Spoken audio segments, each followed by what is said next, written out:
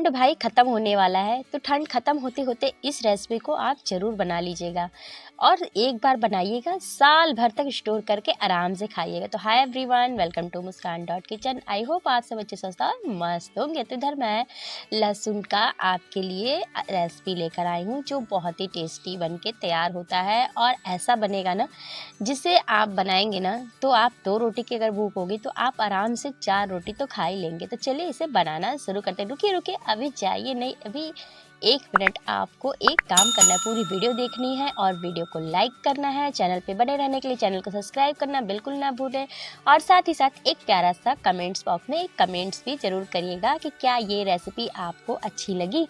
तो अच्छी लगी तो फटाफट से वीडियो को लाइक कर लीजिए और सब्सक्राइब करना तो बिल्कुल मत भूलिएगा। तो यहाँ पे हरा वाला लहसुन मैंने ले लिया है। तो ये लहसुन का सीज़न जो है ना, अब बस इसी ठंड में ही मिलता है लहसुन। तो इधर मैंने खूब जो मोटी मोटी थोड़ी सी मोटे मोटे पत्ते वाली, पहले तो पतली पतली पत्ते वाली आती है, लेकिन जब लास्ट हो जाता है, जाने लगता है, जब ठंड ख़त्म होने लगती है तो काफ़ी अच्छी लहसुन आ जाते हैं और सस्ते भी हो जाते हैं। तो इधर मैंने 200 ग्राम के करीब अदरक ले लिया है, 200 ग्राम हरी मिर्च है और 250 ग्राम के करीब मैंने यहाँ पे लहसुन ले लिया हरा वाला। तो इसे मैं अच्छे से पहले रफली काट ले रही हूँ, फिर इसके बाद हम इसे वॉश करेंगे। तो पहले हम काट लेंगे, आप चाहे तो पहले धुल कर भी काट सकते हैं, लेकिन मैं काट के ही धुलूँगी। तो पहले आप इस तरीके से बड़े बड़े साइज़ में आप इसे काट लीजिए। तो इस तरीके से आपको काट लेना है। फिर अदरक ले लेना है। तो अदरक यहाँ पे थोड़ा ज़्यादा क्वांटिटी में 250 ग्राम पूरा अदरक था, तो मैंने थोड़ा सा इसमें 2 चक्का बचा लिया है। तो चलिए इस अदरक को पहले हम क्या करेंगे, इसे छोटे छोटे टुकड़े में कर लेंगे। तो इससे क्या होगा ना, जब आप अदरक छीलेंगे ना तो आपको दिक्कत नहीं आने वाली। तो इससे पहले हम छोटे छोटे टुकड़े में इस तरीके से तोड़ लेंगे। तो आसानी से इस तरीके से आप तोड़ लीजिए, फिर उससे छील लीजिए। तो हल्का हल्का सा खुरुच लीजिए, आप खुरुच चाकू से ही खुरुच लीजिए।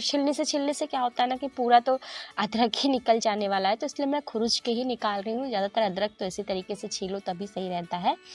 आप चाहें तो अगर हल्के छिलके वाले भी बहुत पतले वाले आते हैं तो आप छिलके के साथ ही डाल सकते हैं, लेकिन ये काफ़ी इसके मोटे छिलके थे। फिर इसे रफली हम थोड़े छोटे छोटे साइज़ में काट लेंगे, बहुत ज़्यादा नहीं, फिर भी थोड़ा छोटा साइज़ कर लेंगे ताकि हम जो बनाएं तो हमें रेसिपी बनाने में कोई भी परेशानी ना आए। तो इधर हमने छोटे छोटे टुकड़े में काट लिया और मिर्च को यहाँ से डंठल से अलग कर लेंगे। तो सभी मिर्च को हम यहाँ पे अलग कर ले रहे हैं डंठल को। आप इस तरीके से अगर अधिक मिर्च तोड़ रहे हैं ना तो हाथों में ग्लव्स पहन लें। मैंने ग्लव्स नहीं डाला, इससे क्या होता है ना, बहुत सारी मिर्ची तोड़ लो ना तो हाथ में लगने लगती है। तो आप इससे क्या काम कर सकते हो कि हाथों में जो प्लास्टिक वाले ग्लव्स आते हैं आप उसे पहन के भी कर देते हो, लेकिन मैं यहाँ पे चाकू का इस्तेमाल कर ले रही हूँ। आप चाहें तो चाकू का इस्तेमाल कर सकते हैं या फिर हाथों में ग्लव्स पहन के ही मिर्ची को तोड़िएगा, इससे बहुत ज़्यादा मिर्च हाथ में नहीं लगती है। तो ऐसे भी आप सेफ्टी यहाँ पे कर सकते हैं, बट मैंने नहीं किया, मैंने आपको एक छोटा सा एडवाइस दे दिया है। तो यहाँ पे मिर्च अदरक को सभी को धुल लिया। चलिए अब चलते हैं, इसे हम छत पे धूप में थोड़ी देर के लिए सुखा लेते हैं। चलिए आइए हम चलते हैं छत पे सुखाने इसे। तो अगर आपके यहाँ धूप आती है तो आप सुखा सकते हैं, और अगर धूप ना आए तो आप एक काम कर सकते हैं, आप इसे कमरे में ही एक कॉटन के कपड़े पे ही आप इसे पूरा डाल के पंखे के नीचे ओवरनाइट आप छोड़ दीजिए, तब भी सूख जाएगा। नहीं तो 4 से 5 घंटे अच्छे से पंखे के नीचे रख दीजिए तो भी सूख जाते हैं। अगर धूप का मतलब आपके पास है जुगाड़ कि आप धूप में डाल सकते हैं, पॉसिबल है तो आप डाल लीजिए। और अगर पॉसिबल नहीं है भाई, कॉलोनी वगैरह में या फिर आपके जो बालकनी में धूप आता है तो आप वहाँ रख सकते हैं। और अगर धूप छत वगैरह पे नहीं जाते या फिर कोई प्रॉब्लम है, धूप नहीं आता है किसी कारण की वजह से, तो आप क्या करें, पंखे के नीचे भी आप इसे सुखा सकते हैं। बस हमें पानी ही इसका सुखाना होता है, बहुत ज़्यादा हमें इसे नहीं धूप में सुखाना है। बस मैंने 2 से 3 घंटे ही इसे छोड़े थे और काफ़ी अच्छे से ये पानी बिल्कुल उसके सूख चुके हैं। तो उसे मैं छत पे से ले आई। तो यहाँ पे मैंने 2 ऑप्शन दिया है आपको, एक चिली कटर, एक चॉपर। तो यहाँ पे आप दोनों में से कोई एक यूज कर सकते हैं, या चिली कटर का भी यूज कर सकते हैं या फिर चॉपर का भी है। भाई किचन के लिए तो चॉपर बेस्ट है और सभी के घर में ये दोनों ऑप्शन होते ही हैं। पहले के लोग क्या करते थे ना, खलबट्टे वगैरह में बनाते थे तो बहुत टाइम लग जाता था। कभी कभी क्या होता था कि हम लोग कूटते कूटते आँखों में ही चले जाते थे, तो उससे दिक्कत हो जाती थी। कभी मिर्ची चले जाती है, कभी अदरक का छींटा पड़ जाता है। भाई मैं तो जिसने भी चिली कटर बनाना आया और ये चॉपर बनाया ना, उसका मैं सच में बहुत बहुत दिल से धन्यवाद करती हूँ कि उन्होंने बना के हमारे किचन के कामों में ना बहुत ज़्यादा आसान कर दिया है। जिसने भी ये चॉपर का आविष्कार किया है ना, सच बता रही हूँ गाइस, उसने बहुत ही अच्छा काम किया है, हमारे किचन के कामों को बहुत बहुत बहुत आसान हो गया है। तो देखिए जितने देर में हम लोग चिली कटर चलाते हैं ना, उससे कम टाइम में ही बस इसी तरीके से आपको छोटे छोटे टुकड़ों में आप बहुत ही कम राउंड चलाएंगे तो भी आराम से हो जाता है। इस तरीके से भी हो जाएगा। देखिए छोटे छोटे बिल्कुल साइज़ के हो चुके हैं। और खलबट्टे में भी हम कूटते हैं तो ऐसे ही होता है। तो खलबट्टा तो आसानी से सभी के घर में नहीं होता है, बहुत कम ही होता है, सभी लोग नहीं रखते भी हैं तो छोटे वाले जो अदरक कूचने वाले होते हैं, चाय वाले, वो वाले होते हैं, तो उसमें कितना ही कोई डाल के कूच लेगा। जो बड़े बड़े वाले आते हैं वो बहुत कम ही लोग के घर में पाए जाते हैं, लेकिन ये दोनों ऑप्शन ना सभी लोग के घर में होते हैं। तो आप इस तरीके से बनाइए। तो अभी तक अगर आपने कमेंट नहीं किया तो फटाफट से कमेंट करके बताइए सभी लोग कि मैं ये कौन सी रेसिपी बना रही हूँ। तो जी हाँ, आपने बिल्कुल सही समझा, मैं आपके साथ शेयर कर रही हूँ हरे वाले लहसुन का अचार। तो जी हाँ, आप इसे एक बार बनाएंगे और बहुत ही टेस्टी बनके तैयार होगा। अगर आप इस मेथड से बनाते हैं, तुरंत बनाइए, तुरंत खाइए, बहुत ही टेस्टी बनके तैयार होता है। तो अदरक हमारा फाइनली हो चुका है। अब उसी चॉपर में यहाँ पे मैंने मिर्च सारा डाल लिया। तो मिर्च को भी मैंने इस तरीके से, देखिए बिल्कुल छोटे छोटे साइज़ में ये हो जाते हैं। तो आप जितना भी छोटा कर सकते हैं, मतलब हो जाए जितनी कैपेसिटी उसकी है तो उतना आप कर लीजिए। तो बस इससे ज़्यादा आप छोटा व बारीक यहाँ पे नहीं हो सकता, तो इतना ही का ज़रूरत है हमें, तो इतना ही हो गया। तो एक स्पून से निकालें, नहीं तो भाई हाथों में मिर्च लगेगी ना तो बहुत जलन करेगा हाथों में। तो अगर मान लीजिए अगर हाथों का, अगर आपके पास मिर्च लग भी जाती है, अगर आप हाथों का इस्तेमाल करते हैं, बाई चांस आप भूल जाते हैं स्पून वगैरह से निकालने, अगर हाथों से टच भी कर लेते हैं, तो आप एक काम कर सकते हैं कि आप तुरंत ना घी लगा लीजिएगा हाथ में। घी लगाने से क्या होता है ना कि हाथों की जो जलन होती है ना मिर्ची की, वो थोड़ी कम हो जाती है देसी घी लगाने से, ऐसा माना जाता है। माना क्या जाता है, ऐसा रियलिटी है। वैसे क्या, मैं तो पहले मम्मी दादियाँ नानियाँ बताती रहती थी कि अगर इस तरीके से जलन हो तो हाथों में थोड़ा सा घी लगा देने से भी हाथों की जो मिर्च की जलन होती है ना, थोड़ी कम हो जाती है।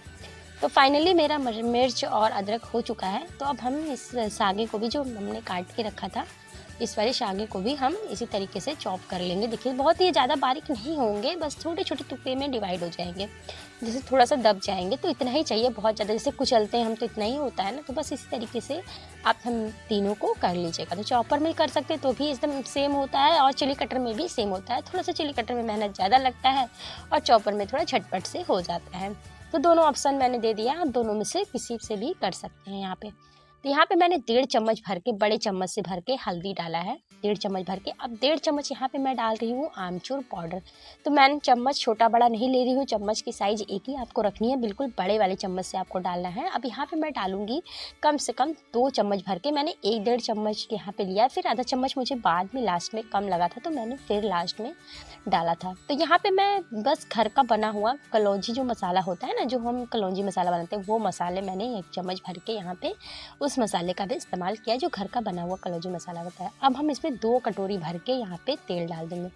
तो मैक्सिमम मैंने यहाँ पे, मैं बता दूँ आपको कि कम से कम मैंने यहाँ पे 200 से 250 ग्राम के करीब यहाँ पे मैंने तेल का, सरसों के तेल का, कच्चा सरसों का तेल, आपको बिल्कुल इसे पकाना वगैरह नहीं है, तेल को गर्म भी नहीं करना है, बस आपको नॉर्मल ही इसी तरीके से कच्चा तेल डाल के इस तरीके से सभी मसालों को अच्छे से दबा दबा के आपको मिक्स कर लेना है।